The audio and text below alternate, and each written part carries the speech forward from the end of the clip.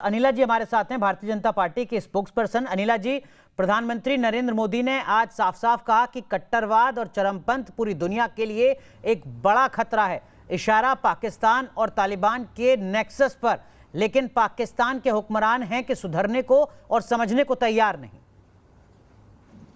देखिए, आज का जो भाषण बेहद खूबसूरत ढंग से उन्होंने अपनी बात कह दी। मैं ये कहूँगी कि गागर में सागर, जो उनका भाषण था, गागर में सागर, यानी पूरी बात उन्होंने इतने छोटे समय में इस प्रकार से रख दी, शायद समा गई हर चीज। मैं कहूँगी इसमें कोई दो राय नहीं है कि जिस प्रकार से तालिबानियों का राज आ गया अफगानिस्तान में, तो it is a Triumph for Pakistan. अब वो ड्राइविंग सीट में है, और ड्राइविंग सीट में है। मैं बताऊं आपको, चाहे वो रशिया, चाइना या ईरान, जिन्होंने भी अपनी अपनी मदद करी है तालिबान को फिर से इस तरीके से सत्ता में आने में, वो भी कहीं ना कहीं डरे हुए हैं। पर पाकिस्तान को लग रहा है कि नहीं नहीं, ये हमारी बहुत बड़ी जीत हो गई है।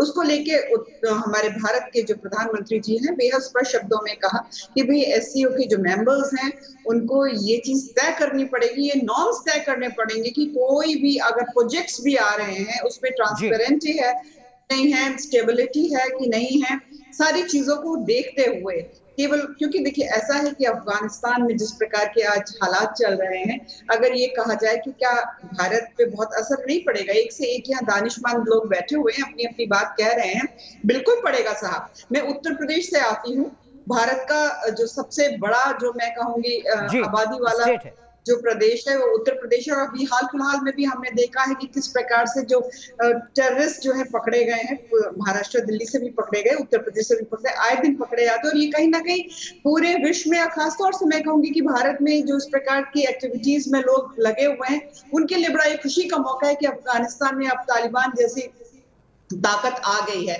पर पाकिस्तान को ये चीज समझ लेनी चाहिए कि आप जब सांप को पालते हो तो ऐसा होता है कि वही आपको डस लेता है। आज ये बहुत खुश होंगे, पर ऐसा ना हो। जिस हालात से पाकिस्तान ऑलरेडी गुजर रहा है, इनकी स्टेट पॉलिसी जो है वो टेररिज्म की हो गई है।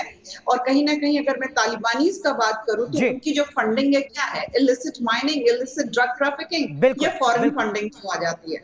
आरिफ अब्बासी साहब, सुना आपने अनिला सिंह को, वो आपको नसीहत दे रही है कि कृपया करके सांप को पालना बंद कर दीजिए, आप ही को काटेगा, 2021 में नहीं तो 2031 में। मैं आपको बात कर रहा था, बीच में रोक दिया गया। मैं सिर्फ इतना कह रहा हूँ, पाकिस्तान एक जिम्मेदार पड़ोसी की हैसियत से जो किरदार दुनिया के और दुनिया के अमन के लिए जरूरी है वो अदा कर रहा है। और इस खित्ते के अमन के लिए 40 साल लड़ाई में सबका नुकसान हुआ और उसमें सबसे ज्यादा नुकसान पाकिस्तान का हुआ।